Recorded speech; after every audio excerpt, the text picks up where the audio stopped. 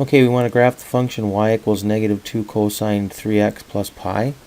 So the first thing I'll do is the amplitude. And the amplitude sits right here. It's the absolute value of this coefficient.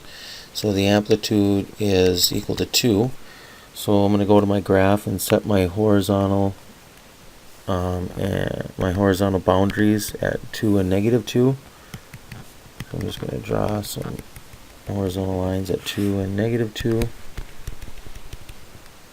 Again, this traps my function between these two values. Now to find the period and the phase shift, I know that the cosine has a period from 0 to 2 pi.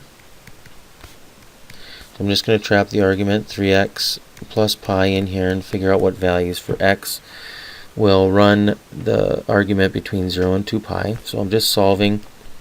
Subtract pi from everything. I get a negative pi is less than or equal to 3x is less than or equal to pi.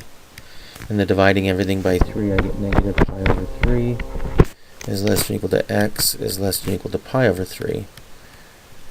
So if x runs between negative pi over 3 and pi over 3, the argument 3x plus pi will draw one period of the cosine.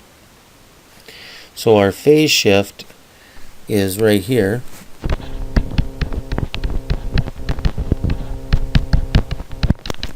And the period is just the length of our interval here, or we could take 2 pi over the coefficient of x. The period is 2 pi over 3.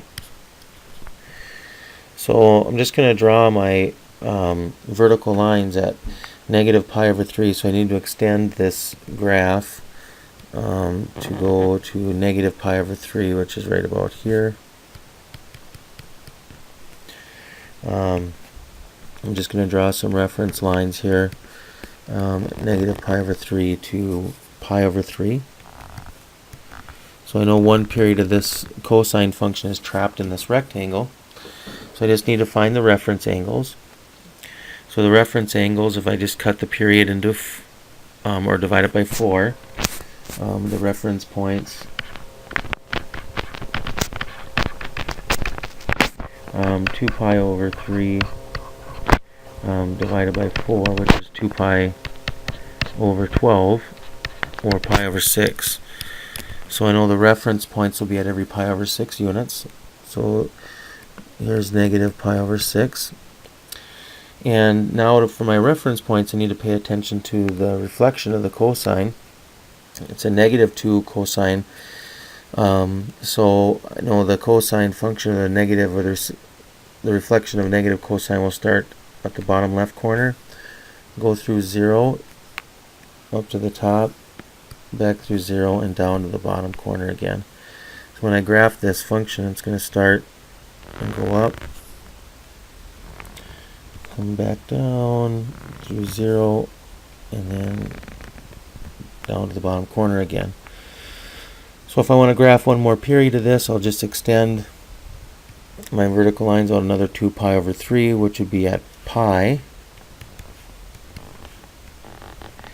And again, my reference points, I'll just draw those. I start at 0 through, or excuse me, down at the left corner, then back through 0, then up to the top at 2, down through 0, and then back down to the bottom right corner. So again, I'll just try and be as smooth as I possibly can be, drawing the cosine function. And there you have it.